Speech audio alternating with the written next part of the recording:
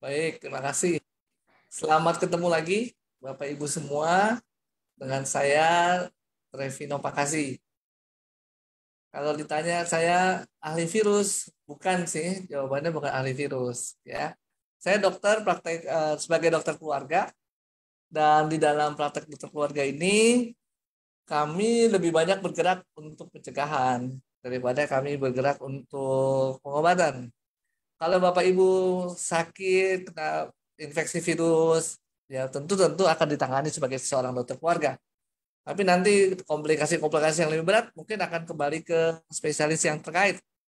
Nah, justru kami di sini lebih banyak juga dengan acara-acara seperti ini. Tujuannya adalah memberikan pencerahan supaya kita siap. Ya, kita siap. Namanya penyakit ya, kan kita nggak pernah bisa tahu kapan mau datang. Bener ya? Tapi kita siap aja gitu, dan semoga kalaupun kena kita bukan menjadi parah tapi ya cepat bisa recover ya. Ini judulnya dikasih nih, beragam virus masuk Indonesia, apakah Anda siap? Nah ini dia, siap nggak ya gitu ya. Nah ini latar belakang permasalahannya akan disampaikan. Itunya nggak jalan ya, jalan nggak slideshow-nya? Nggak ya? Halo, Aman dok, kelihatan. kelihatan ya? Ini kok di, Ya, tapi maju nggak nih slideshow-nya? Nggak maju ya? Saya lagi klik-klik nih. Oh ini dia. udah jalan kok dok. Ini agenda latar belakang tujuan diskusi. Oke, ya. Jadi nanti sekedar saya akan singgung ya, apa sih latar belakang permasalahannya nih, kenapa kita ngebahas ini sekarang, kemudian tujuan yang mau dicapai apa, lalu saya ingin mengajak Bapak Ibu semua untuk mengenal ya musuh-musuh kita ini, ya, dan ada beberapa yang tenar, lalu bagaimana sih kita harus siap melawan musuh-musuh ini, ya. Nah ini yang menjadi pintu masuk karena akhir-akhir ini kita ramai dengan cacar monyet, ya, cacar monyet yang bukan cuma di antara monyet kenanya, tapi dari monyet bisa ke orang. Itu hal yang sama terjadi dengan SARS-CoV-2 ya, penyebab COVID-19. Katanya dari binatang jump ya menuju ke manusia. Jadi ada virus-virus yang memang khususnya memang hanya untuk binatang ya. Tapi kemudian bisa terjadi mutasi dan kemudian jadi mutasi sehingga kena di orang. Oke, ini saya mengalami gangguan sinyal nih, makanya saya selalu pakai dua ya. Satu yang suara, satu yang gambar. Tapi yang gambar lagi muter-muter nih. Mana nih? Nah, sambil nunggu ya, yang gambar lagi muter-muter, saya cerita aja. Jadi yang bikin rame sekarang nih cacar monyet nih. Ya, cacar monyet lagi rame-ramenya, sehingga kemudian kita bikin meeting seperti ini. Ya. Nah,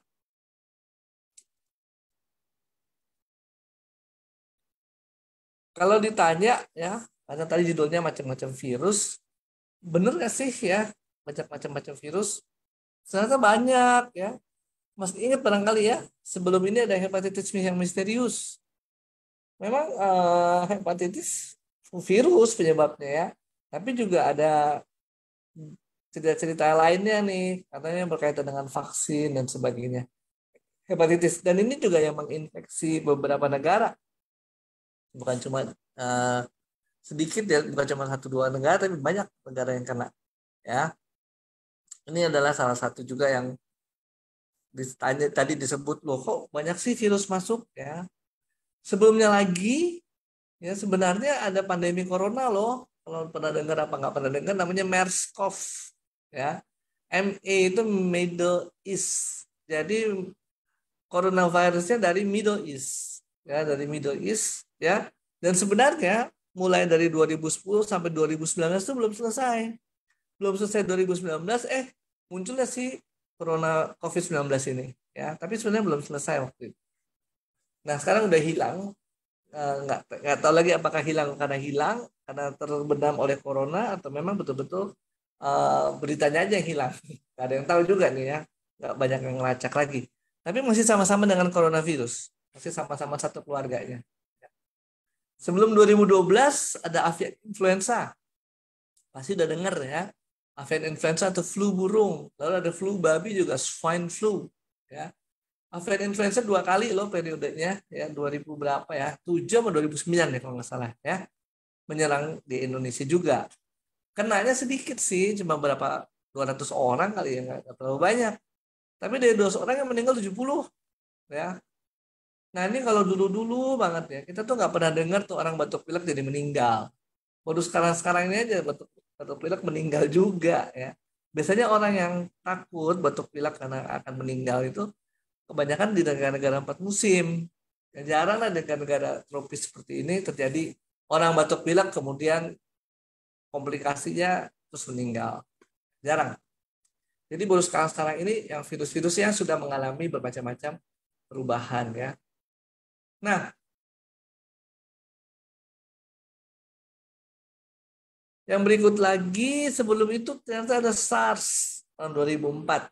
Nah, itu juga baru ya. Artinya masih sekarang-sekarang inilah 2004 SARS ini ya baru muncul. Jadi SARS ini masih teman-temannya coronavirus juga ya. Nah, ini yang mungkin nggak terlalu dimengerti orang. Kok baru sekarang rame si coronavirus? Padahal orang sudah mengenal coronavirus berabad-abad ya. Baru ketahuannya sih tahun 60-an. Oh, ini namanya coronavirus. Tapi sudah kenal berabad-abad pasti. Nggak mungkin batuk pilek nggak kenal berabad-abad. Lain dengan avian influenza. Itu rutin 20 tahun sekali influenza itu menjadi pandemi dunia. Karena ada mutasinya. Rutin dia menjadi pandemi, menjadi pandemi, menjadi pandemi rutin. Sehingga kemudian orang bisa melihat siklusnya 20 tahun sekali kira-kira. Dan pandeminya pandemi hebat. Ya, banyak yang meninggal ya. Kalau mungkin pernah dengar terus Spanish flu ya, tahun awal-awal abad 20 ya, Spanish flu. Jadi tiap 20 tahun dia mengalami mutasi yang heboh gitu ya, yang kemudian menimbulkan kematian. Ini baru ngomong virus-virus saluran pernapasan loh.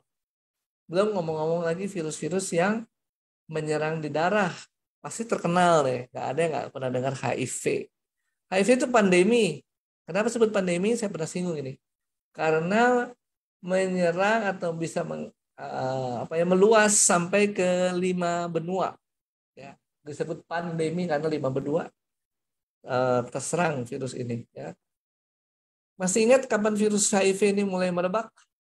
Tahun 80-an ya kira-kira. Jadi sampai sekarang belum selesai itu pandemi. Masih ada pandeminya. Keren ya? Keren nggak? Ya, jadi ada kondisi-kondisi yang seperti itu tuh, ya. Pandeminya lama gitu ya, dan berjalan terus-menerus. Itu terjadi ya, di dunia ini. Jadi kalau ditanya berbagai virus, ada yang dari dulu, ada yang baru-baru, ya. Virus yang kemudian ada rutin dan kemudian juga cukup banyak dideteksi dan kemudian juga diupayakan untuk dibuang, dieradikasi, itu antara hepatitis tuh. Ya. Dok, sorry Nah, dok, ini slide-nya emang nggak muncul ya dok? ini makanya lagi ini nih, lagi muter-muter melulu. Wah, Ntar ya. nggak apa-apa. Iya. Atau mau dikasih ke situ? Boleh sih, coba saya bentar. Dikirim aja dulu dok. Tapi Dikirim itu aja ya. dicoba dulu aja sekali ya. Coba ya, saya coba lagi ya. Ini nih nggak tahu jaringan suka begini nih. Tapi belum ada slide baru sih, masih slide yang tadi juga. Oke. Belum baru, belum ganti slide. Aja saya berlambat-lambat tuh yang ngomongnya supaya pas mau ganti slide sudah bisa masuk. Tapi ini nggak muter melulu deh. Ntar ya. Gini nih. Oke dok. Jadi ada lagi kayak tadi HIV ya. Itu pandemi yang sudah 40 tahun lebih ya. Masih aja berlangsung, belum berakhir ya. Ada lagi yang mungkin lewat darah tapi nggak terlalu tenar karena nggak nyampe ke sini. Tapi pasti pernah dengar lah Ebola. Virus tuh banyak ya, banyak banyak banget ya. Yang anehnya lagi virusnya apa sih sebenarnya? Disebut benda mati enggak, disebut benda hidup juga enggak ya. Aneh virus ini dan kok bisa gitu ya. Saya dikasih akses dong buat sharing ini. Yang satu lagi nih baru masuk. Masa nggak?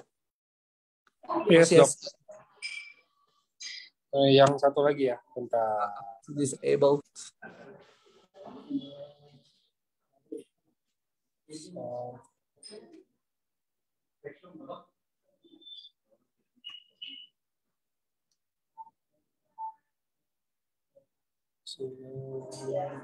Dan kameranya on.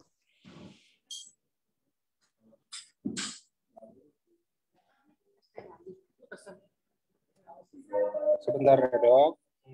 Sambil jalan ya, di virus ini Boleh, tuh boleh, nggak boleh. makhluk mati juga enggak, hidup juga enggak ya. Kalau kita lihat di awan, apa di alam, melayang-layang begitu, ini benda mati, nggak ada kehidupan di dalamnya. Yang aneh tuh dia tuh hebat sekali ya. Saya juga bingung, namanya juga virus ya. Masuk ke dalam sel, langsung jadi benda hidup, langsung bisa membajak ya, membajak si makhluk hidupnya ya, hostnya itu ya. Jadi kalau kita ini tubuh manusia disebut host, kalau kemasukan virus, virusnya bisa langsung membajak ini kita apa namanya membajak sel-sel tubuh kita. Dibajak terus apa yang dibuat? Ya dia memproduksi dirinya sendiri. Keren ya. Padahal ini dia nggak ada otak, nggak ada apa, nggak kayak manusia ya ada otaknya segala macam. Ini cuma benda begitu aja, isinya molekul. Molekul kalau pernah dengar DNA, ya DNA itu yang kita makan dalam bentuk apa tuh? Subarasi ya, salah, eksekusi ya. Nah, ada DNA, ada RNA.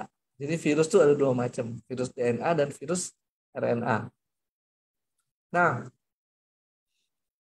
si virus DNA ini isinya sih sama-sama aja. Artinya dua-duanya itu namanya materi genetik. Ya, materi genetik yang kemudian ketika dia masuk ke dalam sel tubuh kita, dia bajak tuh selnya. Selnya dibajak, dipaksa untuk memproduksi si virus sendiri.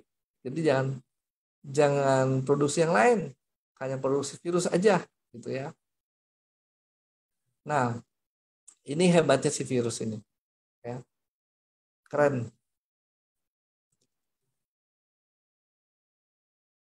Nah, udah Dan kelihatan, dengan dok. oke. Oke, dengan latar belakang itu kita coba kenal deh virus-virus apa sih yang penting juga, cara melawannya bagaimana supaya kita bisa mempersiapkan pertahanan tubuh kita dengan baik ya. Virus ini tadi yang saya tulis ya, saya bilang nggak bisa disebut benda mati. Dia benda mati sih, nggak ada apa-apanya, nggak bernapas, nggak ada jantung, nggak ada apa. Tapi begitu masuk ke dalam tubuh, dia menjadi benda hidup. Masuk ke dalam sel, bukan cuma ke dalam tubuh, tapi ke dalam sel. Menjadi hidup dan dia membajak inti sel kita. Ya, sehingga kemudian kita memproduksi virus itu banyak. Virus ini macamnya banyak. Jadi kita mengasih tahu namanya virus atau golongannya virus berdasarkan materi genetiknya. Ada RNA, ada DNA. Ya, DNA ini yang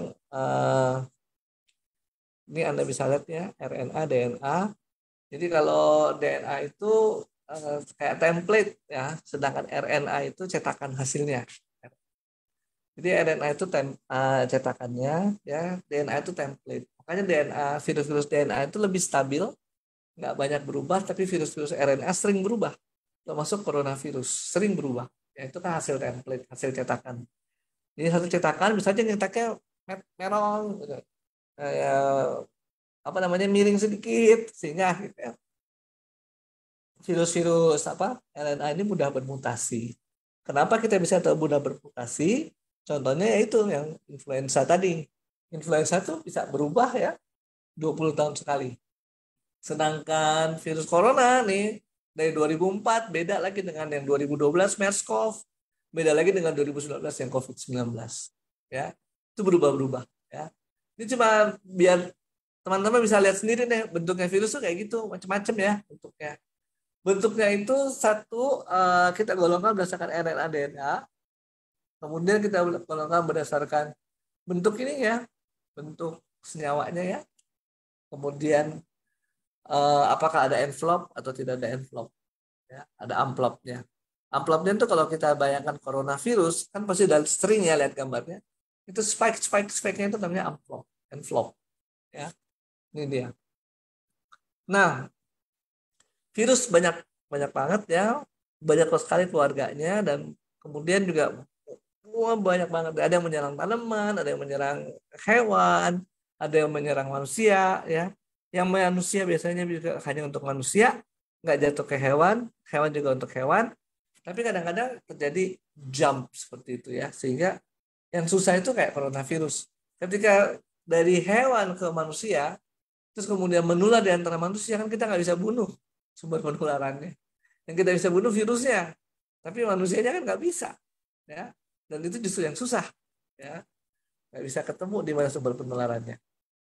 Nah, ini adalah virus-virus penting nih, harus tahu ya. Barangkali sebenarnya virus-virusnya udah lama, cuma nggak ketahuan aja tuh, nggak pernah dengar, ya. Dengue atau demam berdarah pasti udah sering dengar ya. Itu rajin membentuk apa namanya banyak penyakit demam berdarah setiap 5 tahun. Setiap 5 tahun ya, siklus yang tinggi, ya, mengikuti musim hujan itu dengue demam berdarah. Chikungunya juga sama ya, ditularkan oleh nyamuk ya. Udah lama juga ini virus, cuma mungkin dikenal di Indonesia masih baru. Japanese encephalitis B ya, itu radang di otak ya, radang di otak. Itu juga barunya kedengaran baru tahun 2008 kalau nggak salah, dengan penemuan kasus di Bali. Tapi secara kalau kita lihat lingkungan Indonesia secara umum, harusnya itu virus udah lama sih. Nggak mungkin ada virusnya baru atau ketika muncul gitu aja. Pasti udah banyak, cuma mungkin nggak menjadi pandemi, nggak menjadi endemi dan sebagainya. Ya. Sehingga nggak terlalu terdeteksi. Dan juga kita beda dengan Jepang. Di Jepang tuh Japanese encephalitis B itu menjadi vaksinasi wajib, ya, sedangkan kita belum. Ya, atau barangkali udah juga saya nggak tahu.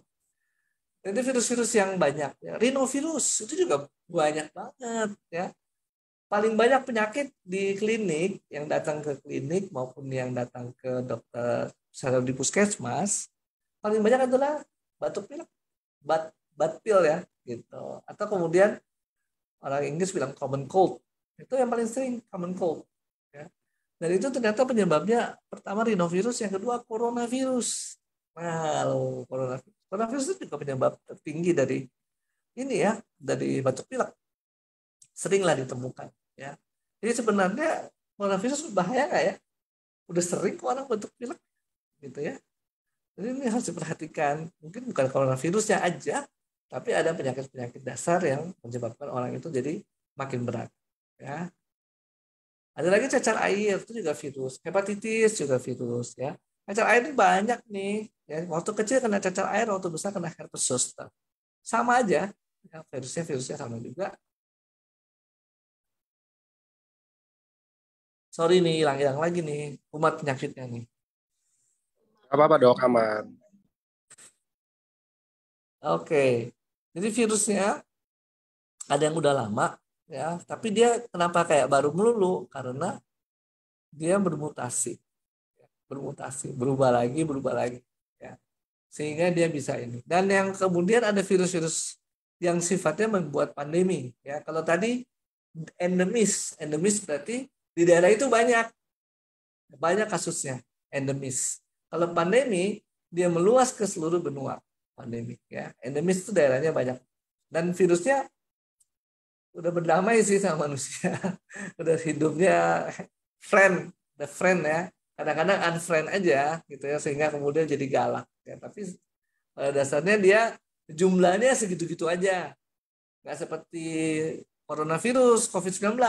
Total naik eksponensial istilahnya. Ya, itu baru namanya ada wabah, ya.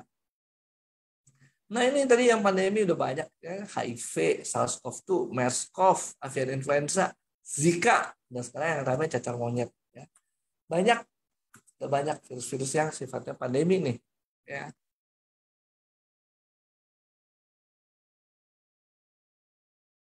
Nah, sekarang yang penting tuh ternyata ada rumusan umum bagaimana virus itu bisa dilawan oleh tubuh, ya.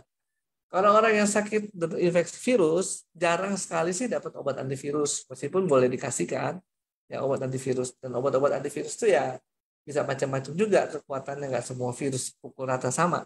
Contohnya yang paling kuat virus HIV. Mana pernah nih ada yang bisa lawan yang virus HIV? Sampai sekarang nggak pernah dengar cerita ya virus HIV dibasmi habis eradikasi. Nggak ada. Begitu udah masuk dalam tubuh manusia, udah mau gimana? karena diserang sistem kekebalan tubuh. Ya. Yang lain juga virus yang cukup lama nongkrong yaitu hepatitis B. Hepatitis B itu karena dia melakukan invasi dengan sel hepatitis yang sel-sel hepar ya, sel-sel hati. Ya. Menginvasi ke situ, masuk di dalamnya, jadi bagian dari komandonya. Nah, curang tuh dia. Dia produksi terus ya bagian-bagian dari uh, virus itu sendiri diproduksi terus ya. Dia pokoknya menyiksa sel-sel hati. Kalau cuma satu sel aja nggak masalah.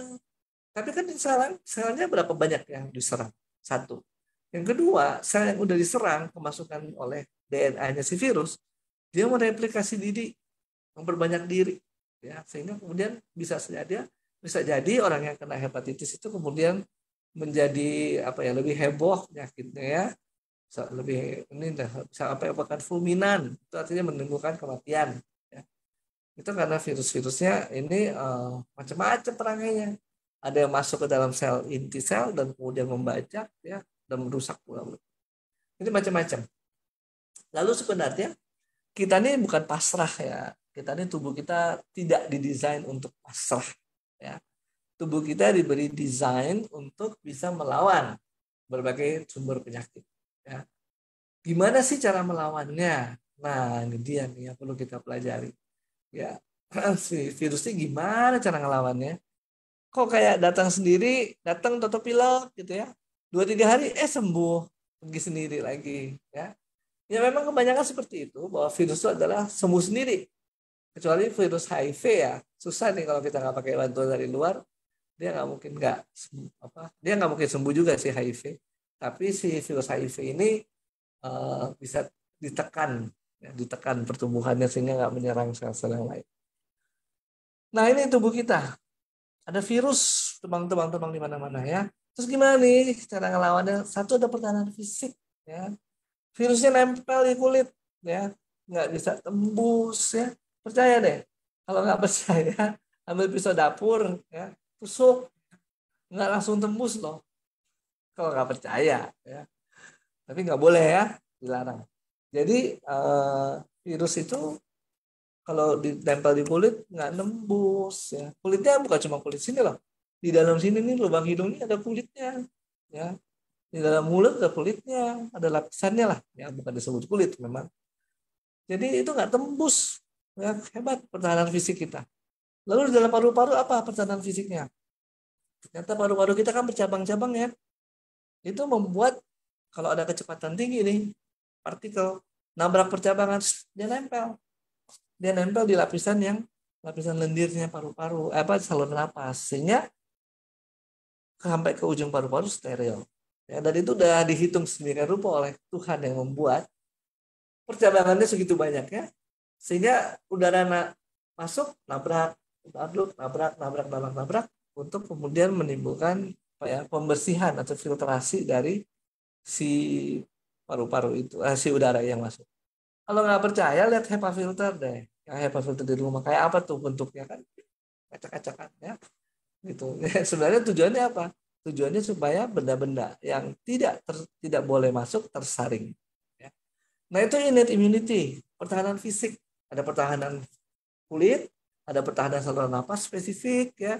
Di dalam lambung ada pertahanan kimia, namanya HCl, asam lambung. Yang kalau orang-orang sering sakit, GERD bilang asam gue naik, asam lambung gue naik ya. Ya asam lambung gue naik. Makanya kita berasa pahit ya. Lalu ada lagi pertahanan yang lebih kecil di tingkat sel, ya. Jadi ada sel-sel yang makan. Pasti udah dengar dong namanya natural killer cell.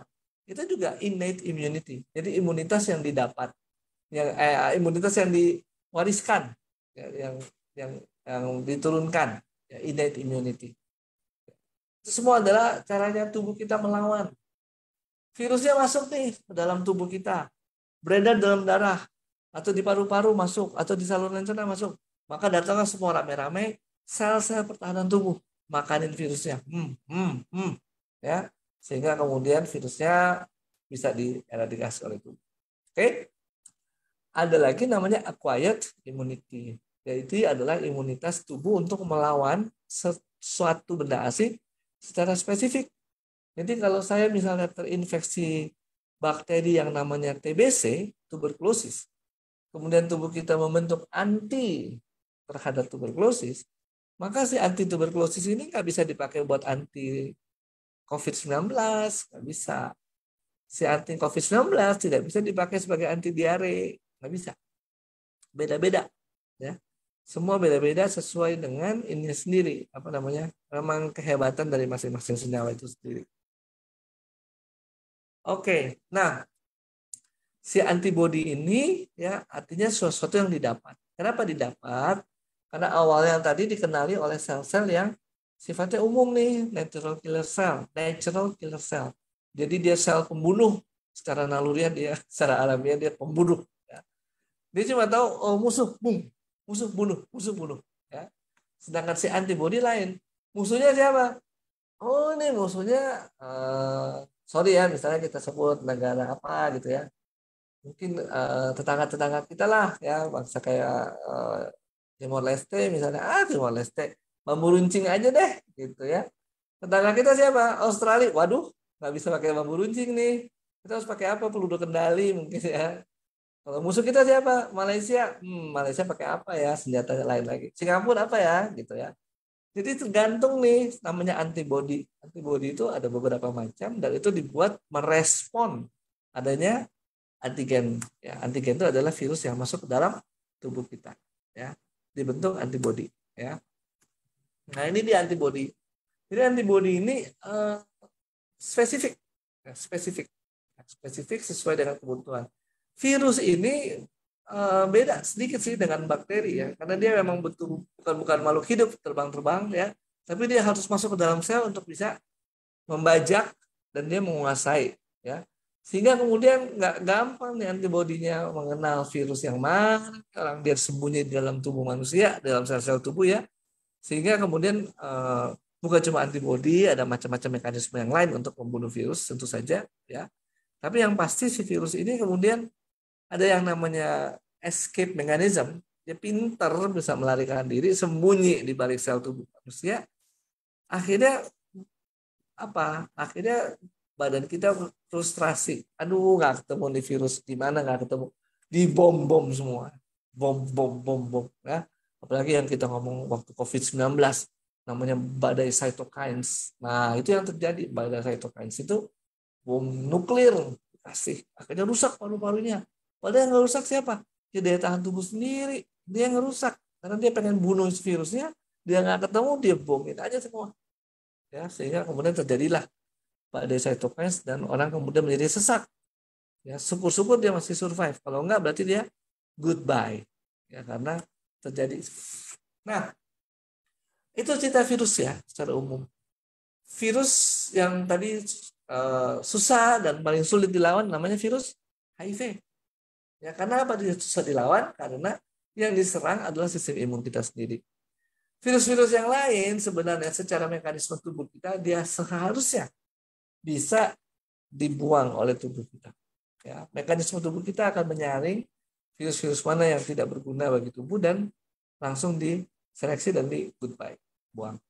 Ya.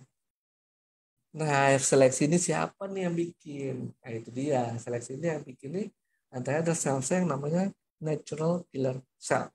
Ya. Natural killer cell ini sangat pandai bisa membedakan mana yang self diri kita, yang non self orang lain. Orang lain dalam hal ini virus, bakteri dan sebagainya. Itu ya. Nah, Utsukushi ini salah satu yang diklaim bisa membantu. Kenapa dia bisa membantu ya? Karena dia itu meningkatkan daya tahan tubuh NK sel tersebut. Dengan NK sel itu ditingkatkan, tentu saja efektivitas artinya bagaimana kemampuan dari si NK sel untuk membunuh kuman penyakit jadi meningkat. Nah, karena kapasitasnya ditingkatkan oleh produk yang namanya Utsukushi ini. Ya. Nah, kemudian apalagi yang penting dari situ ada DNA, ya, DNA terapi. DNA terapi ini lagi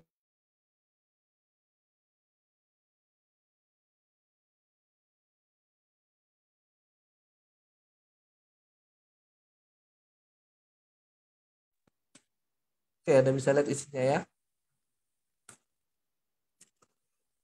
Nah, yang penting-penting dulu deh, saya mau highlight. Saya itu probiotik FK23. Probiotik ini apa sih? Fungsinya apa sih? Probiotik ini bakteri. Bakteri yang tujuannya untuk melindungi sel-sel tubuh kita. Ya. Entah bagaimana proses mekanisme melindunginya saya nggak tahu. Tapi yang saya pernah dengar saya nggak pernah baca ya, bahwa sel-sel tubuh manusia memang dikelilingi bakteri-bakteri baik, gitu ya. Itu yang saya dengar. Nah, kita di sini dengan pola makan, polusi segala macam bisa nggak seimbang. Apa yang di dalam tubuh kita, perut kita, ya, sel-sel tubuh yang lain, ya, harusnya seimbang antara kebutuhan karbohidrat secara seluler mungkin dihitungnya dan kebutuhan dari dan apa yang dikonsumsi. Ya.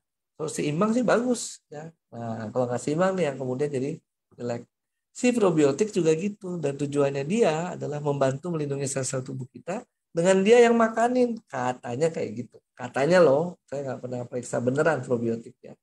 Itu kuman-kuman yang baik. Dengan dia kemudian mengkonsumsi makanan-makanan luar, kemudian menyisakan sarinya untuk dikonsumsi kita semua gitu ya di dalam tubuh kita ya. Yang kita makan kan daun ya, kangkung mungkin apa gitu kan nggak kelihatan, tapi kemudian masuk ke dalam tubuh kita dikonsumsi oleh si probiotik ya, sarinya kemudian diserap oleh tubuh kita. Katanya sih kayak gitu ya, probiotik itu kayak gitu kerjanya. Probiotik itu juga melindungi sel-sel tubuh kita. Probiotik apalagi sih banyak banget ya. Termasuk kalau di dalam usus, dia membantu juga mencerna, sehingga kemudian makanan-makanan kita menjadi yang tadinya bentuknya biji-biji atau apa segala macam, beda ya. Ujung bawahnya keluarnya jadi kayak sosis ya. Dan udah nggak bisa kita bedain lagi apakah ini jagung, apakah ini sayur, atau ini cabai dan sebagainya. Itu karena digestive system kita. Dan itu bakteri yang membantu pembusukan dan sebagainya. Ya. Itu probiotik. Ada lagi DNA, sperma dari ikan salmon. Ya, DNA itu adalah asam uh, inti dari sel-sel kita ya, yang merupakan kode genetik. Kode genetik untuk menciptakan trevino yang baru. Kalau mau menciptakan trevino yang baru tinggal ambil aja sel, kemudian diekstrak DNA-nya, diperbanyak terus ya. Tapi nanti jadinya trevinonya bulat-bulat ya. Cuma bulat-bulat doang dengan DNA-nya DNA saya. Jadi bisa jadi kuping, jadi mata, hidung, beda lagi ceritanya. Ya, kenapa bisa kayak gitu? Jadi DNA ini merupakan satu bahan baku yang penting untuk meregenerasi diri. Ya. Kemudian ada lagi bahan aktif fukoidan dan gagame kombu. Ya, itu semua adalah bahan-bahan aktif juga untuk meningkatkan daya tahan tubuh kita. Manfaatnya apa? Ada immune activating, ya, meningkatkan imunitas kita. Jadi dengan dia meningkat imunitasnya, si NK cell, natural killer cell, itu bagian dari sel-sel pertahanan tubuh ya yang tidak spesifik ya. Kemudian dia punya aktivitas apa? Efek anti tumor ya, menekankan apa namanya? Menekan efek samping ya dari obat-obatan dan sebagainya ya. Jadi banyak yang bisa dimanfaatkan ya dari si NK cell ini. Ya, NK cell yang kemudian jadi kompeten ya bisa melawan. Ya. Dan kalau dia kemudian kompeten untuk melawan, katanya bisa melawan hepatitis C, katanya bisa melawan infeksi atau kanker yang lain yang bisa terjadi. Ya, itu adalah si NK cell dan NK cell itu diaktifkan oleh si usus. Ya. NK cell sendiri punya aktivitas sebagai anti tumor. Ya. Kemudian mengaktifasi sistem imun kita. Ya.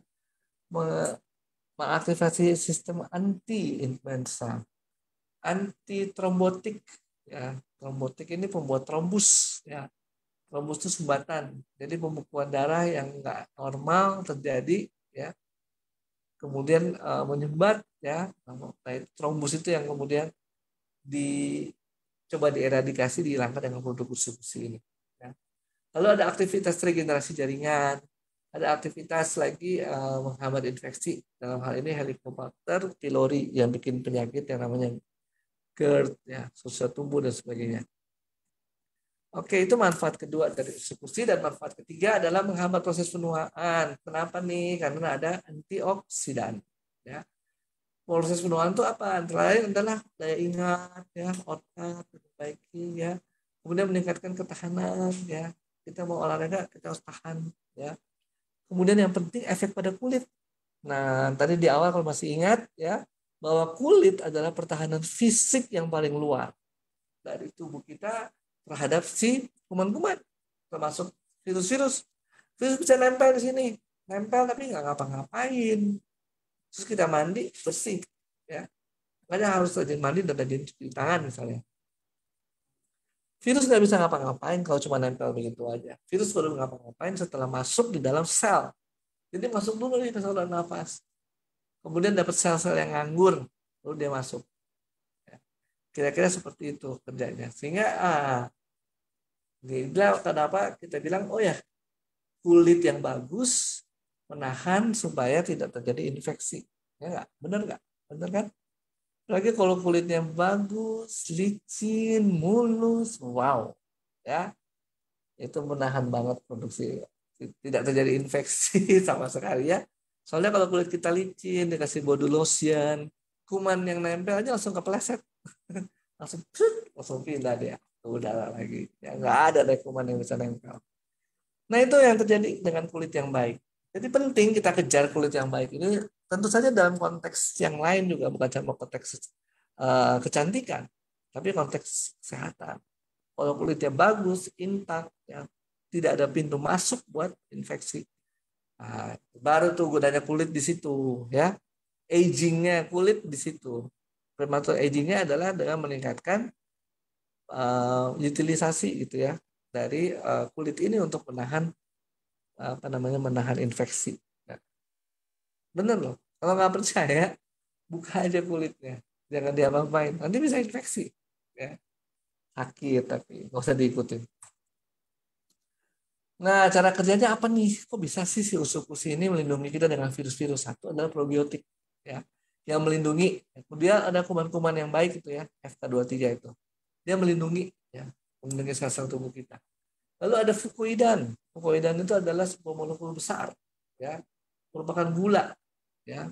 Dan itu dia membentuk serat yang larut dalam air. Serat penting buat pencernaan kita. Lalu ada fukoidan juga yang penting, yang namanya gagamin kombu, mengandung zat bioaktif yang mengaktifkan sistem imun. Jadi ada juga nih yang kayak gitu-gitu ya, fukoidan ini yang membantu meningkatkan kemampuan untuk tetap sehat. Lalu ada gagome, ini salah satu dari ininya, gagame ini IgA-nya katanya, IgA itu juga antibodi terhadap alergi, ya, dan itu dari kebaikan. Lalu ada cara kerja yang ketiga, kandungan DNA. Kandungan DNA itu materi genetik ya untuk menjelaskan, oh ini loh si Trevino kayak gini nih kode genetiknya. Si mama saya kayak gini kode genetiknya, ya. Nah, itu DNA ini yang menentukan, ya. Tapi DNA itu meskipun dibilang oh ya di dalam produk ini ada DNA, tidak bisa diserap utuh, ya. Dia harus dikecil-kecilin sendiri, ya. Dengan dia dikecil-kecilin kayak gitu, dia bisa diserap. Kemudian setelah diserap dalam tubuh, dibentuk lagi jadi DNA yang disesuaikan dengan kebutuhan kita. Kira-kira kayak gitu, ya. Meskipun kita nggak bisa bilang persis seperti itu karena kita nggak ikut trace perjalanannya dia seperti apa. Tapi ya pasti bentuknya mirip-mirip, ya.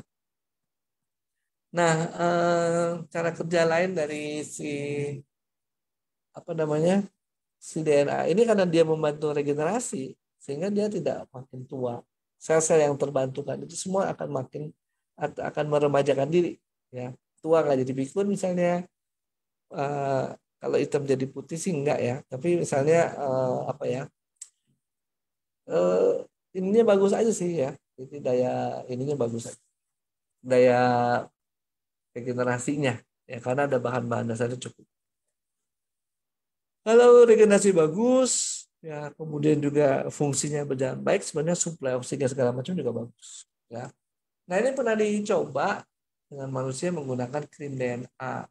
Ya, krim DNA ini isinya ada asam hyaluronat. Apa sih itu? Itu benda senyawa molekul gede tinggi yang tugasnya juga membantu untuk mengatasi kalau ada bagian kulit yang bocor misalnya. Ya. Nah itu dia tugasnya itu.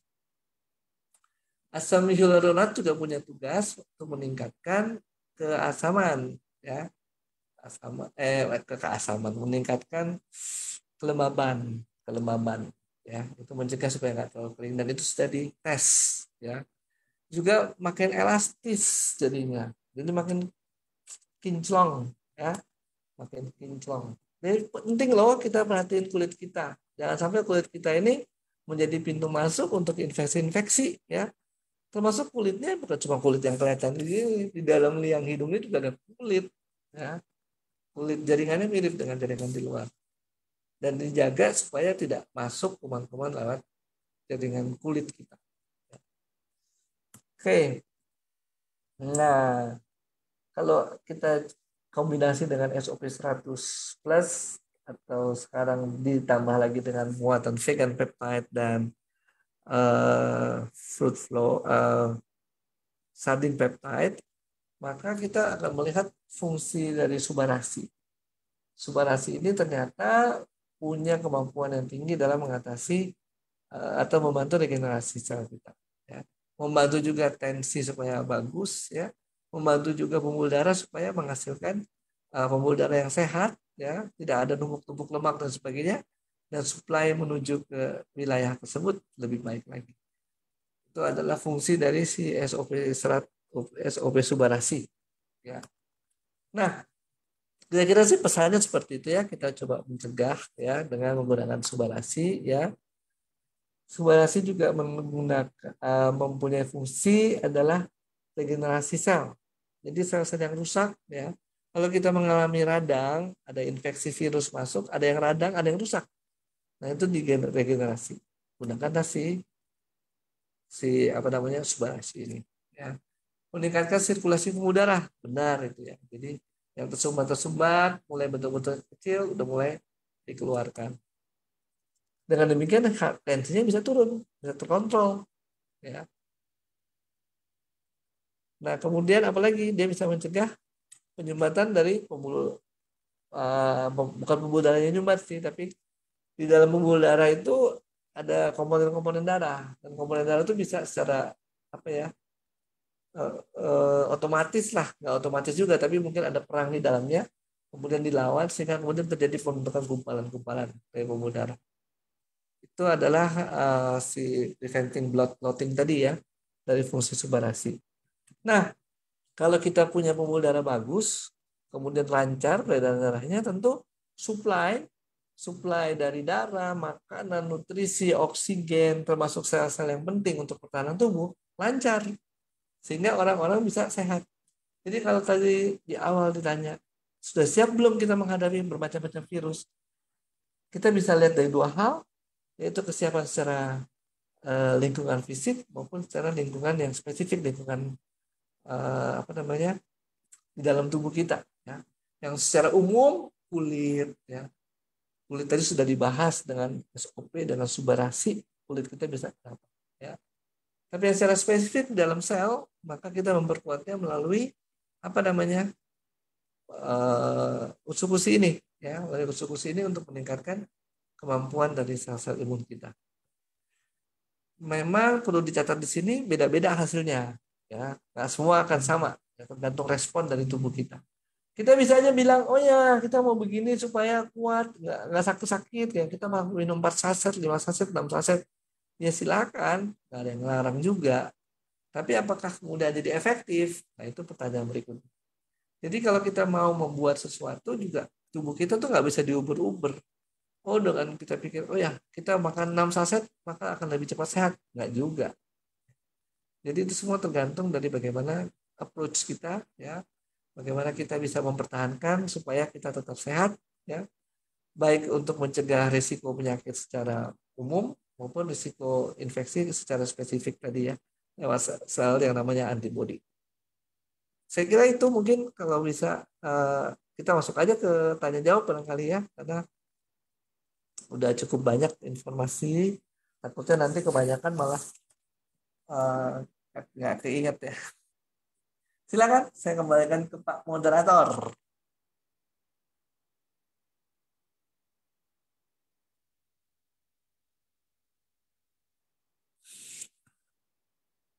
Ada yang bertanya?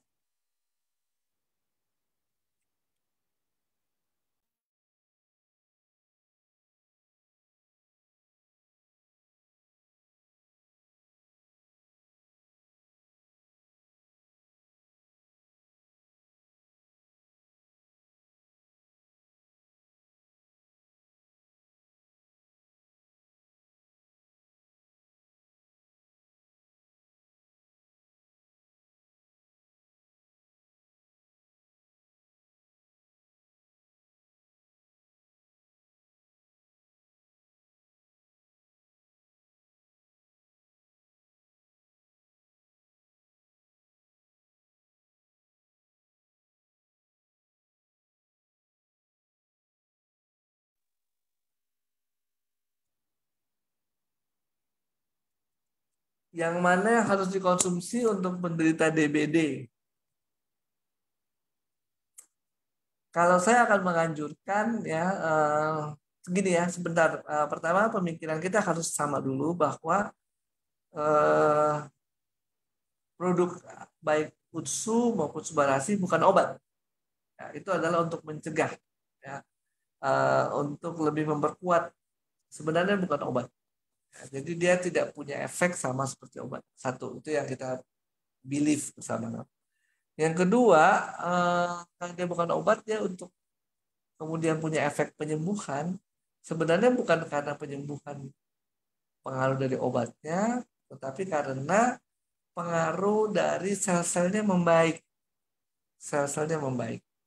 Sel-selnya makin bagus, makin banyak, makin sehat, makin baik. Itu dia yang menyebabkan kok ada efek penyembuh. Nah, sekarang dengan konteks DBD, perlunya buat apa sih? Gitu ya. Nah, perlunya buat apa? Kalau saya sendiri akan mengusulkan satu sebagai antioksidan. Karena banyak antioksidan di dalam kedua produk. Yang kedua, si apa namanya si virus ini apa ya?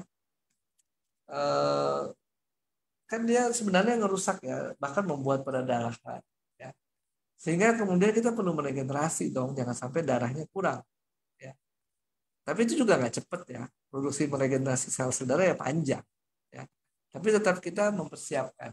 Sehingga kita membutuhkan juga subarasi ya, yang di dalamnya ada fungsi SOP untuk meningkatkan regenerasi sel. Ya.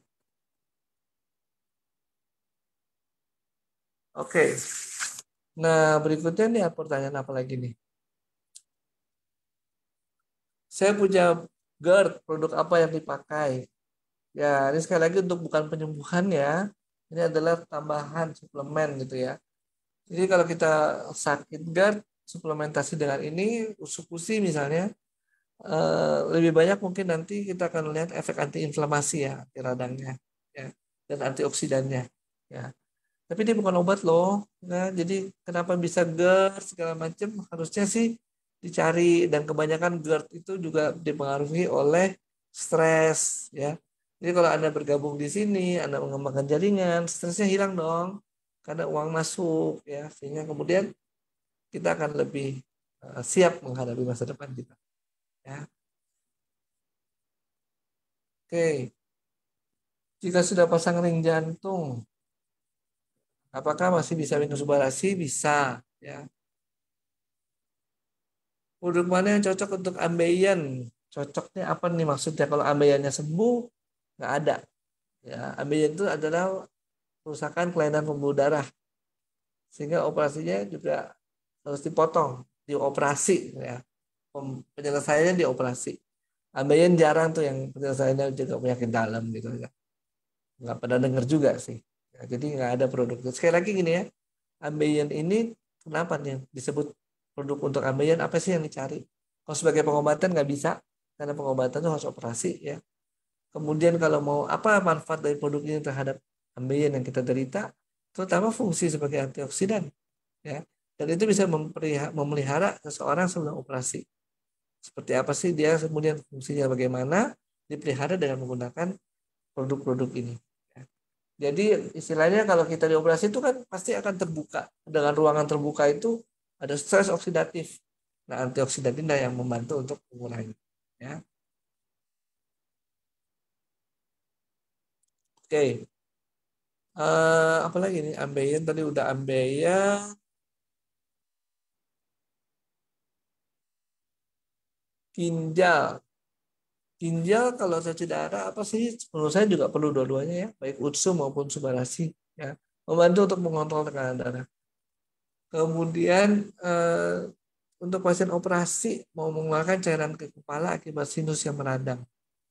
Jadi operasi ya pasien operasi dengan antioksidan. Kenapa? Karena radang itu membentuk apa namanya reaksi stres oksidatif ya. Ada bagian tubuh yang dibuka membentuk stres oksidatif ya. Itu diselesaikan dengan cara apa ya dikasih lah ya mengurangi uh, dengan antioksidan mengurangi stres oksidatif. Kira-kira seperti itu. Kemudian persendian pengapuran ya. Ini juga sekali lagi ini bukan obat ya. Jadi apa yang mau dicapai itu misalnya mengurangi nyeri bisa, tapi artinya dengan perbaikan jaringan ya bukan dengan obat seperti konstan apa sebagainya. Itu lain. Itu benar-benar memblok ya obat itu memblok supaya tidak terjadi aliran apa namanya aliran untuk menyatakan oh ini lagi sakit dan segala macam. Ya, itu bukan obat ya. Jadi sekali lagi ini bukan obat, tapi dia kenapa nih kita kasih pada persendian atau saraf kejepit ya. Sekali lagi karena antioksidan, sifat antioksidan itu. Ya, karena pada saat peradangan, saraf kejepit dan sebagainya, itu akan timbul suatu reaksi ya peradangan dan itu ujungnya stres oksidatif ya makin makin ribet nanti makin tua kita ya itu gunanya si ini sudah sebagainya. Oke, ambeien tadi sudah, ambeien harus dioperasi ya. Ada lagi mungkin Mas Angga ada di sini. Pak Moderator, apakah Pak Moderator ada di dalam loop? Kalau baru operasi melahirkan anak, perasaannya sakit terus apa bisa konsumsi? Sekali lagi ini bukan obat tidak menghilangkan nyeri. Ya. Kalau mau disebut menghilangkan nyeri adalah karena perbaikan jaringan. Ya, perbaikan jaringan dan itu bisa dicapai karena dengan pemberian usi atau SOP itu jaringan bisa membaik. Tapi berapa hari ya? Jangan bilang setelah minum akan sembuh. Sekali lagi itu bukan obat mengurangi nyeri. Ya. Jadi itu adalah hanya untuk pegangan buat kita ya. Kalau pengen ya dari luar, oh kayak gini loh. Oke, nah itu peradangan-peradangan itu yang di ini. Jadi bukan untuk mengurangi nyeri ya, sekali lagi enggak. Tapi memang kalau kita lihat nyeri, kenapa sih bisa nyeri? Karena ada jaringan yang rusak. Dengan diregenerasi, jaringannya bisa balik dan nyerinya hilang. Tapi hitungannya hari ya, bukan hitungannya menit. Sekarang kita sakit gigi minum konstan hilang. Ya, tapi kalau sekarang Anda sakit gigi, Anda minum AFC, yang nggak hilang. Ya, karena bukan obat mengurangi nyeri. Ya, oke. Untuk autoimun ini sebenarnya juga bukan bahasan sekarang nih autoimun ya. Nanti ya barangkali kalau ada waktu yang lain. Silakan yang lain barangkali yang lebih sesuai dengan topik hari ini. Bapak Adi Dwi Payana. Silakan Pak di unmute saja langsung.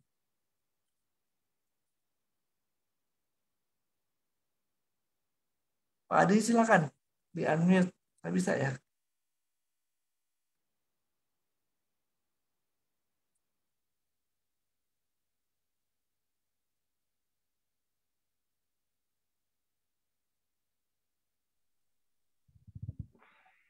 Malam, Dok. Ya, silakan Pak. Oke, terima kasih, Dok. Ya, tadi sih sudah di chat ya dokter bilang bukan saat ini pembahasannya ya. Ya tidak masalah. Cuman kalau yang berkaitan dengan hari ini saya cuman mau nanya tentang eh, apa namanya? Penanggulangan cacar monyet sama virus COVID yang sudah tervaksin tetapi masih masih mengalami apa namanya masih positif, sedangkan vaksinnya sudah 3 kali. Itu pengaruhnya apa, Dok, kira-kira? Oke, terima kasih Pak. Jadi secara teori kalau kita berikan materi-materi yang mirip virus, kemudian akan timbul antibodi. Ya. Secara teori. Nah, antibodi itu apa sih? Antibodi itu kan protein. Protein yang dibentuk oleh sel-sel pertahanan tubuh. Jadi tetap ada proses di situ. Kenapa nggak terbentuk tuh antibodinya? Ya, sehingga orang ini sakit gitu ya. Bisa macam-macam. Misalnya orang ini kurang gizi. Kurang gizi, nggak punya cukup banyak protein, nggak punya cukup banyak energi, nggak terbentuk antibodinya. Salah satu ya. Kurang gizi, enggak kok gemuk gitu. Oh, berarti kurang gizi yang mikro barangkali. Nggak punya vitamin D misalnya. Itu juga salah satu kekurangan ya, karena kita nggak pernah cek, jadi kita nggak tahu persis. Nah, jadi itu kira-kira penyebabnya. Sehingga kemudian kalau dia tidak merespon vaksinasi, mungkin sekali ya, karena tidak terbentuk antibodi, sehingga dia sakit. Ya. Gimana Pak? Kira-kira cukup? Oke, Dok. Terima kasih, Dok. Selamat sore. Si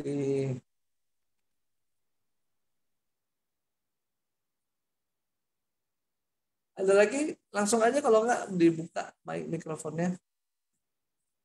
Pak Adi saya turunin ya ininya. eh Tangannya.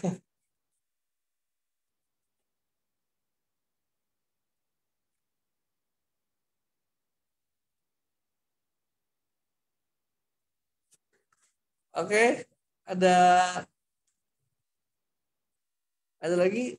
Maaf nih saya mesti matiin ini soalnya sinyal-sinyalnya ala kadarnya nih.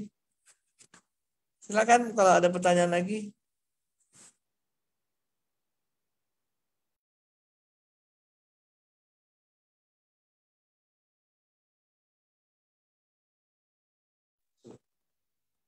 Silakan kalau ada pertanyaan.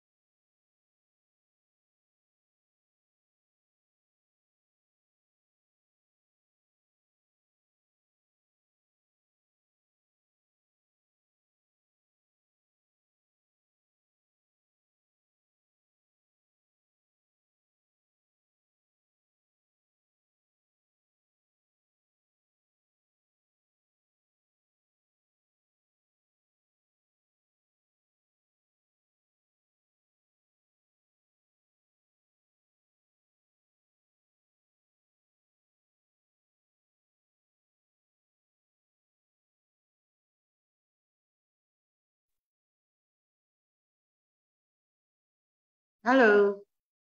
Silakan kalau ada pertanyaan.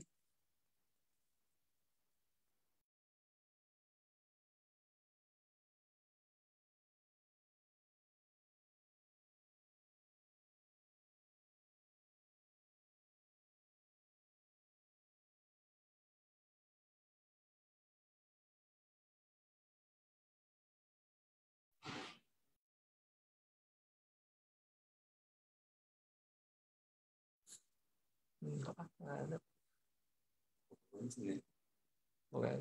Halo.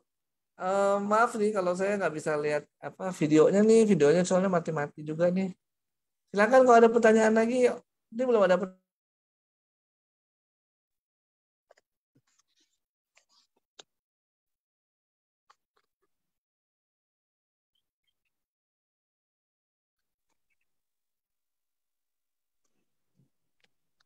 Sore, dokter. Halo, dokter. Selamat sore.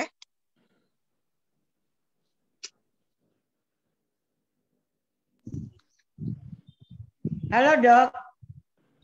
Halo. Ya, halo Bu. Selamat sore, Pak. Ya, Dokter Pakasi, ini saya Ibu Ani. Mama saya namanya Ibu Ani. Ya. Ya. Itu dia kan saya baru periksa 29 Juli langsung foto infeksi parunya. Nah, saya dianjurkan Dokter Budi melalui ada satu leader ya. Itu pagi 2 UTSU, malam 1 SOP. Itu sampai kapan nih? Karena saya baru bulan depan ini awal bulan saya mau cross check kembali untuk kontrol dia punya paru. Karena menurut dokter dari hasil dia punya lab itu infeksi paru tapi menuju nodul istilah kedokteran, istilah bagian radiologi itu katanya udah menuju ke tumor. Gitu loh, Dok. So, bagaimana ini mengenai kelanjutan untuk menggunakan SOP dan UTSU-nya, Dok?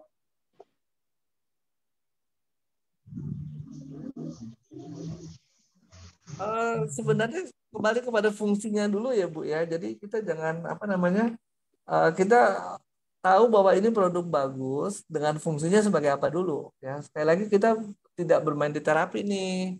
Jangan sampai nanti salah dalam penyampaian gitu ya. Iya. Gitu. Jadi kita mengerti semua ini untuk perbaikan dia punya regenerasi sel. Tapi perlu saya sampaikan memang ada perubahan. Ada perubahan batuknya dia. Batuknya ibu saya ini umurnya 90 tahun. Batuknya sebelum menggunakan UTSU dan SOP Subarasi tersebut ini luar biasa. Serem bunyinya.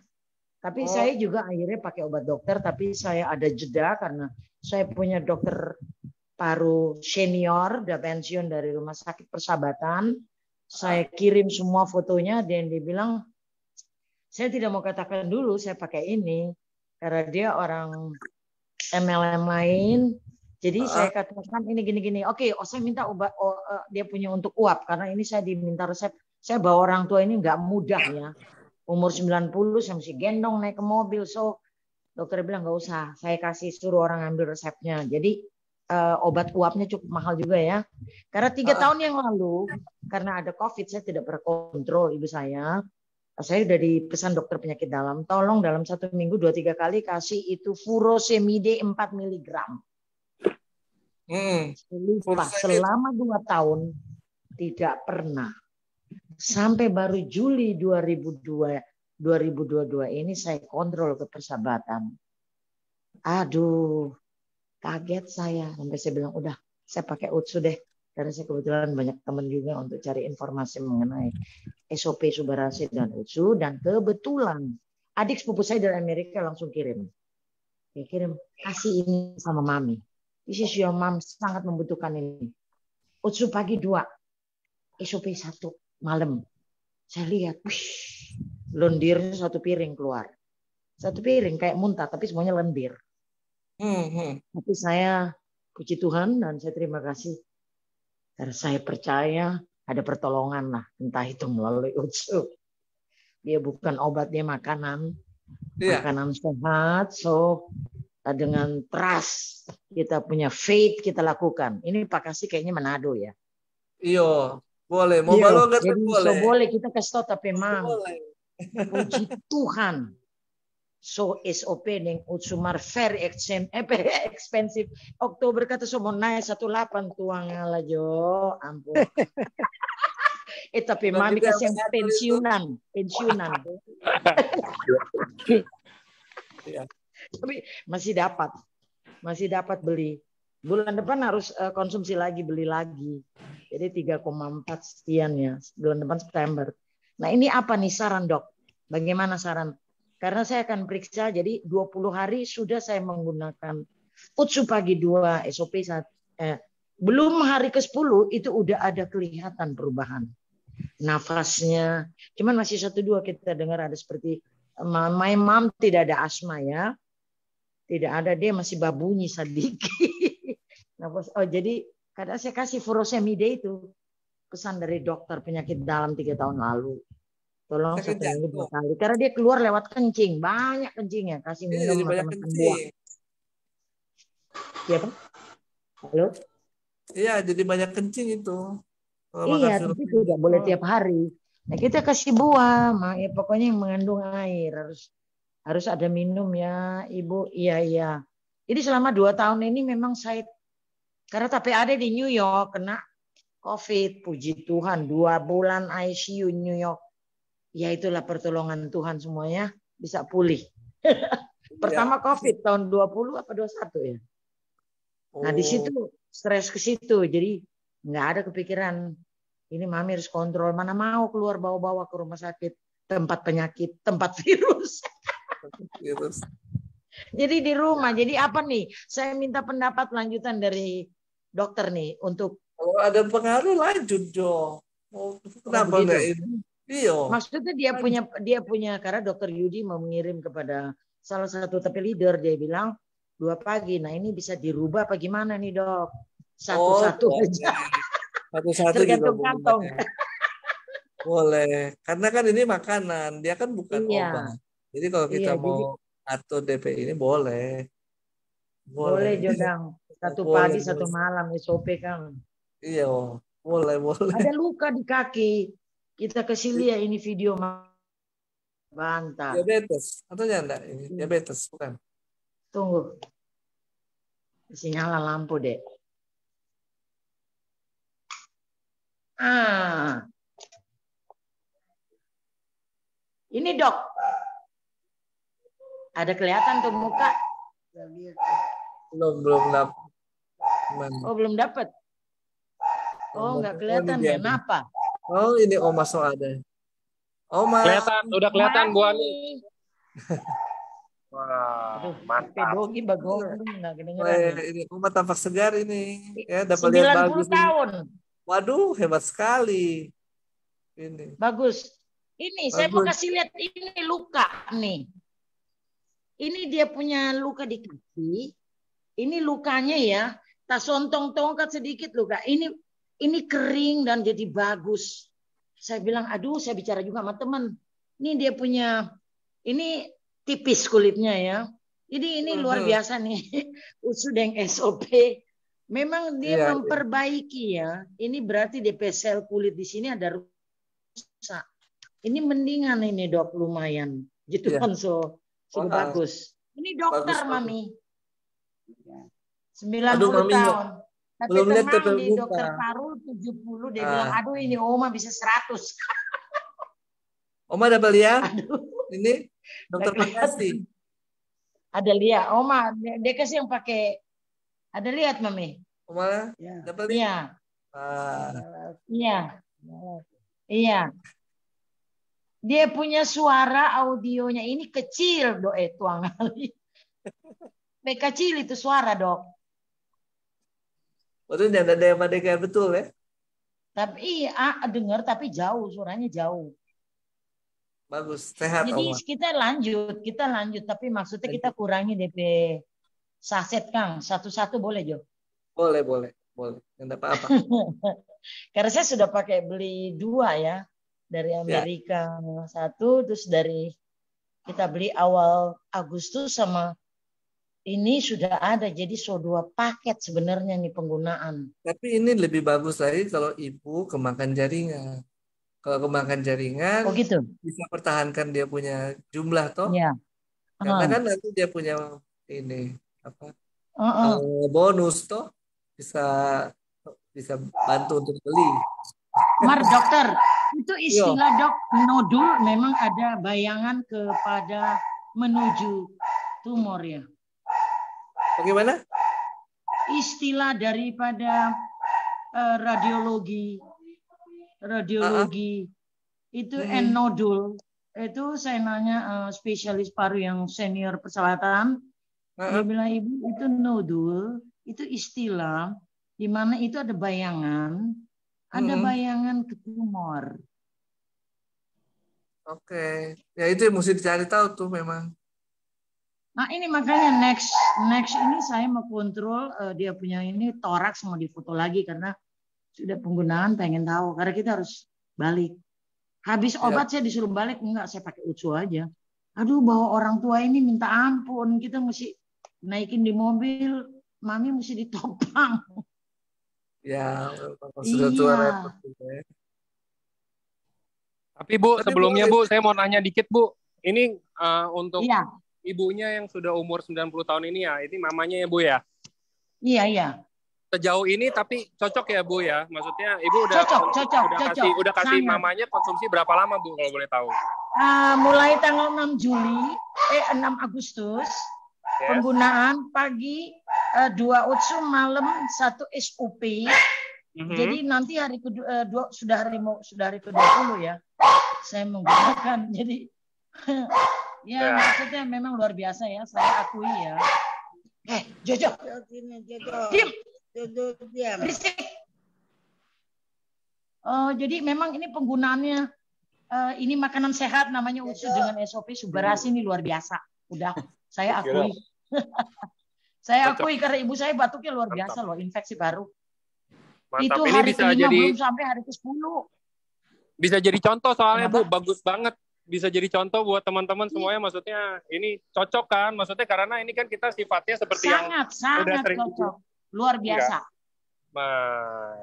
Makanya jadi Luar biasa, jujur.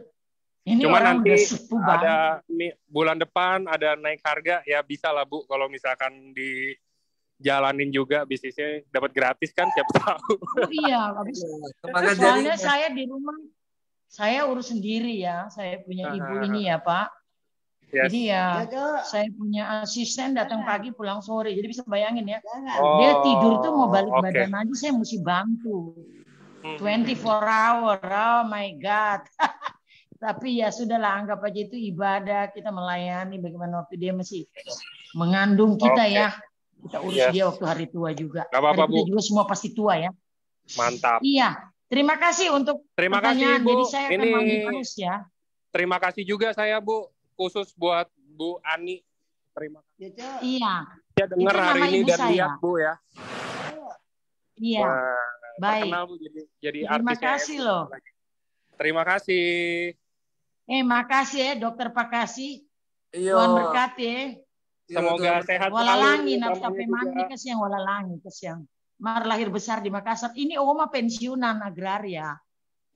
Oh, kalau kita anak daerah khusus ibu kota. Iya, maksudnya kita di Jakarta juga, di Bintaro. Tapi dia dari lahir besar di Makassar, dia pensiunan 38 tahun, dia mengabdi di Kalau kita di Manado cuma kan stempel. Cuma di Manado kartu. Iya, betul. Oke, mungkin lanjut ada pertanyaan dari yang lain member. Saya terima kasih ya, sukses untuk kita semua ya. Juga terima kasih Bu, terima kasih. Selamat sore.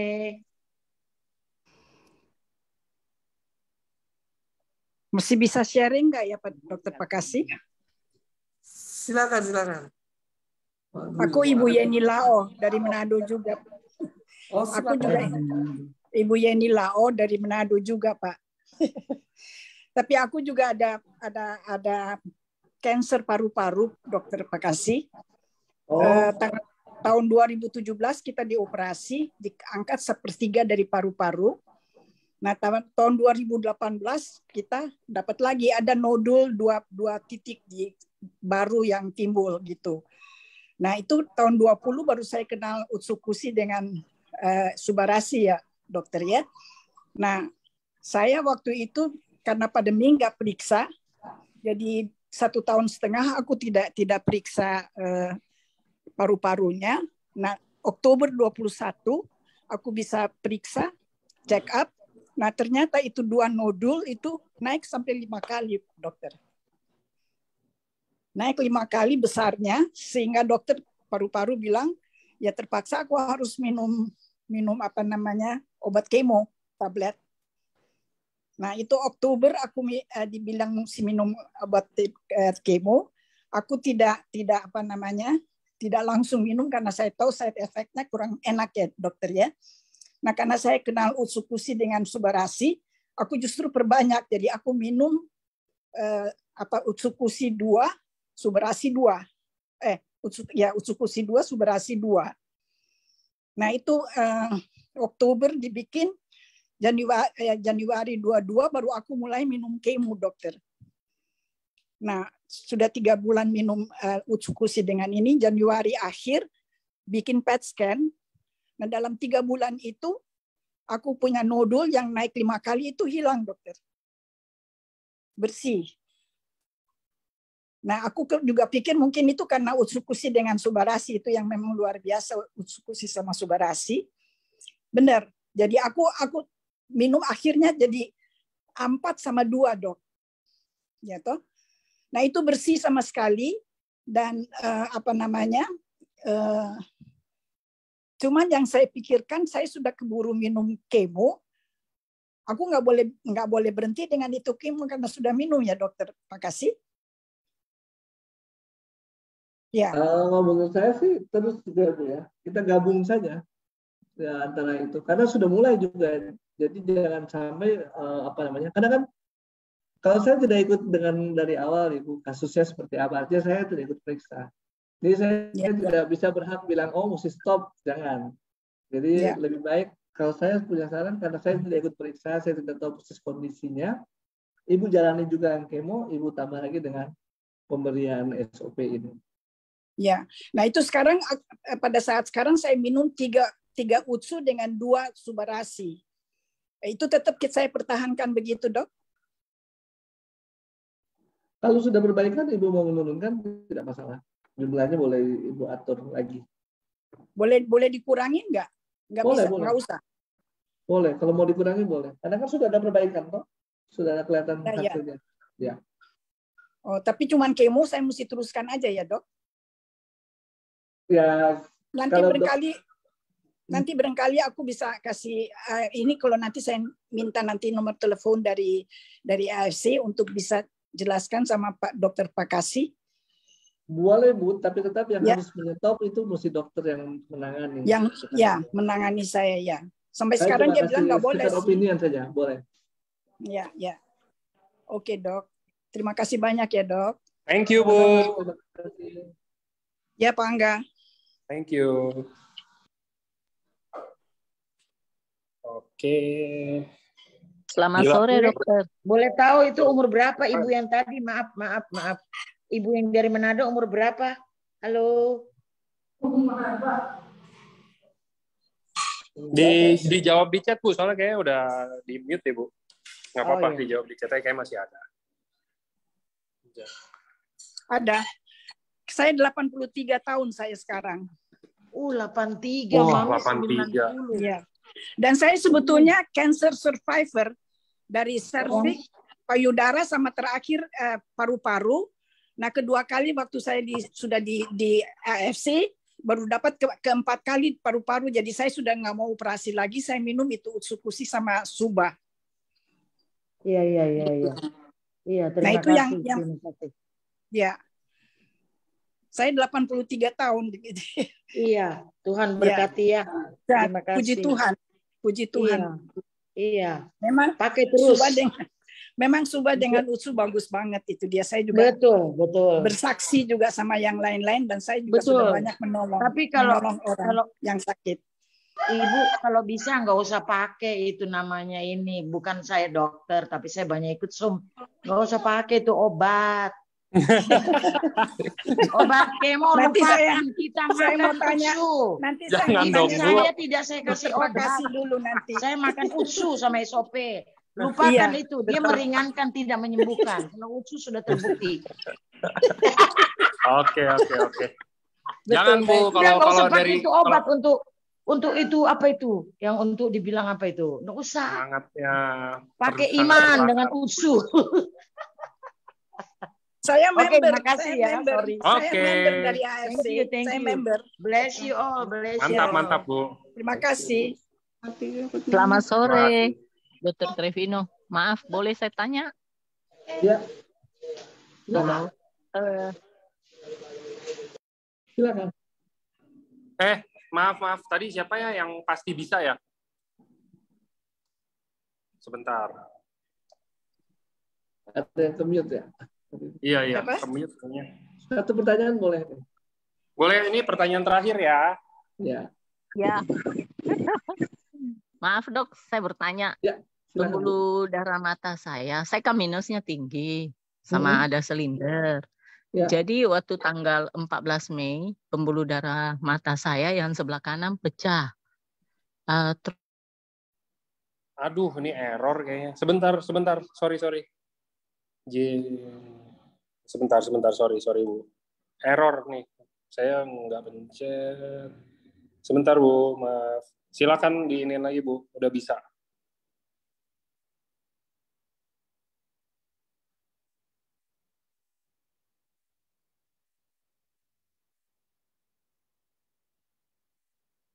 Silakan yang tadi tanya Bu Jenny ya.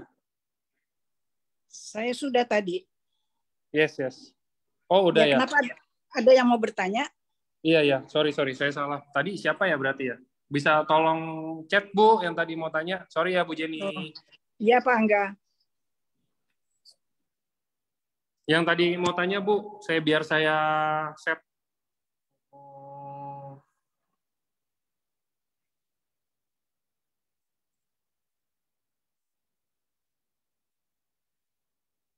Halo Ibu. Kalau nggak lewat Catherine aja ntar di setting lagi ya. Iya, tadi siapa ya Dok terakhir itu untuk sekalian closing? Saya juga nggak sempat lihat tuh namanya. Saya juga lupa namanya tadi siapa. Bu, sorry yang tadi bisa di chat Bu ke saya juga boleh. Sieni. Oke. Sieni. Yes. Sieniu. Yes, ini dia. Silakan Bu, udah bisa Bu.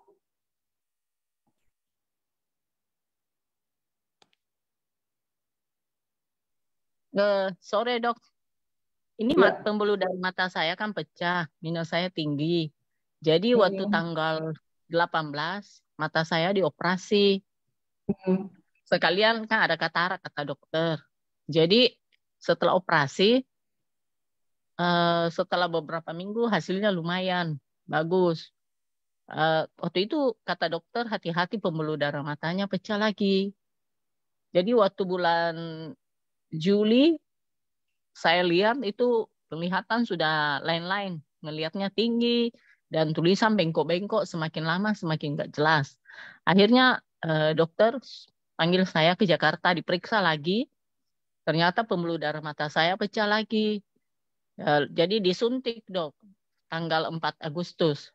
Waktu disuntik, sebelum disuntik kata dokter jangan minum obat ini pengencer darah. Jadi SOP Subarasi saya hentikan. Waktu itu saya minum SOP 100. Karena Subarasi kan ada ininya untuk pembekuan darah ya dokter. Jadi kalau seandainya SOP 100 tidak ada lagi, gimana dengan SOP Subarasi dok? Bagaimana cara minumnya? Masih ada tapi SOP 100 ya. SOP 100 ada, cuman nggak bisa untuk register lagi. Tapi maksudnya mungkin ini pertanyaannya gini dok, kalau misalkan biasanya konsumsi di SOP 100 ya dok, let's say kita bilang 2 saset ya Bu, kita bisa kan bilang ya, sehari 2 saset contoh. Apakah saya harus melakukan hal yang sama dengan Subarasi, ataukah mungkin ada takaran yang berbeda lagi, atau gimana dok? Iya, betul.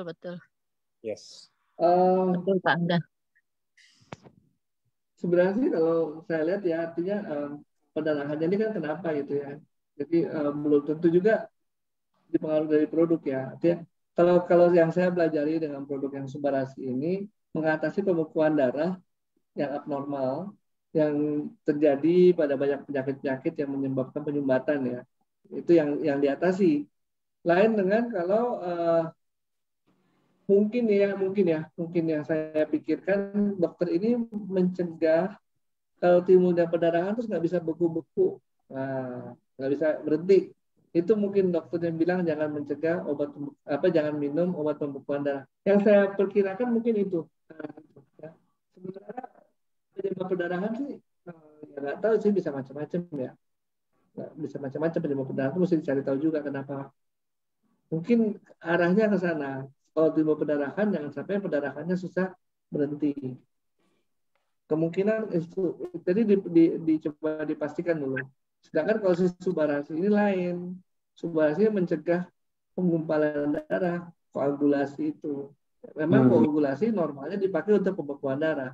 Tapi kan kalau pembuluh darahnya pecah ya, ada koagulasi supaya stop.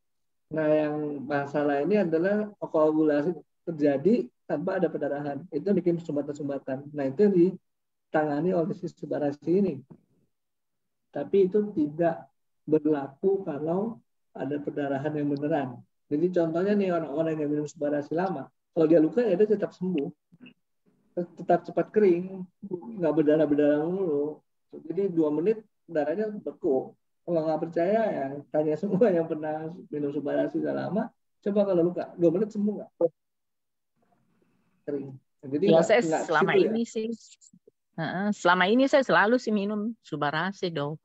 Iya. Cuma hanya waktu kemarin itu kata dokternya, jangan minum pengencer darah dulu ya, takut itu Iya, ini kan beban bukan pengencer darah. darahnya. Saya jadi takut ya. Tapi ini bukan pengencer Bukan. darah. Oh, berarti aman ya dok kalau saya minum itu, maksudnya kan sekarang itu beberapa hari lalu saya ada minum 2 SOP 100, 1 UTSU pagi, sore juga demikian. Tapi mulai kemarin satu-satu Ya, SOP nggak apa-apa 100. sekali-sekali aja Bu. Sekali-sekali aja dulu. Tapi coba tanya dokternya kenapa? Maksudnya nggak boleh pengencer darah. Kalau saya pikir dia berpikir kalau ada perdarahan jangan sampai nggak bisa stop. Gitu. Makanya dia bilang. Iya, mungkin dokternya takut ya dok, karena kan waktu itu mata saya disuntik katanya biar pendarahannya meresap dulu ke mata supaya ini pandangannya jadi lebih bagus. Karena sampai sekarang ya masih belum sih dok, belum jelas. Gitu. Ya, mesti banyak penyebab soalnya itu, bukan cuma satu macam. Iya, iya. Iya. Terima kasih dok. Oke, thank you Bu pertanyaannya. Terima kasih ya dokter. Ya. Selamat sore dokter. Selamat sore. Ya. Ya berarti tetap. Kok udah di mute? Sebentar Bu.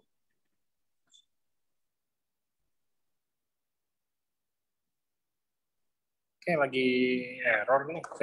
Saya nggak pencet apa-apa, hilang sendiri. Ya Bu, berarti ya. kalau saya minum Subarashi pagi 1, sore 1, aman ya dok ya? Dengan usul. Oh iya, oke. Makasih dokter. Ya, selamat sore. Makasih Pak Angga. Siap Bu, siap. Thank you banget Bu. Ya, sorry Pak Angga. Ya. Iya, nggak apa-apa. Thank you Bu. Ya. Oke, itu mungkin jadi penutup teman-teman. Jadi thank you banget buat semua yang tadi udah sharing. Ada yang sharing tadi yang keren banget itu. Mamanya udah umur 90 tahun, kelihatannya masih segar, lebih muda mungkin ya dibandingkan dengan yang seharusnya. Dan semoga sehat selalu, kita semua doain yang terbaik di sini. Dan teman-teman yang lain juga yang tadi ada beberapa pertanyaan secara live ya kan, melalui Zoom dan lain-lain ya kan. Nah, jadi thank you buat yang udah. Jadi kita akan ada acara seperti ini di setiap hari Sabtu. Jadi pastiin teman-teman semua selalu hadir di setiap Sabtu sama saya dan ada pakar-pakar kesehatan lainnya. Oke, gitu aja. Thank you buat Dr. Trevino. Thank you dok. Dan thank you juga buat teman-teman semua yang udah hadir. Selamat malam mingguan semuanya karena hari ini hari Sabtu. Dan jangan lupa di hari Senin ini juga ada training lagi. Nanti saya share deh bannernya, undangannya. Oke, terima kasih semuanya. Selamat sore. Thank you, dok. Sama-sama, selamat sore.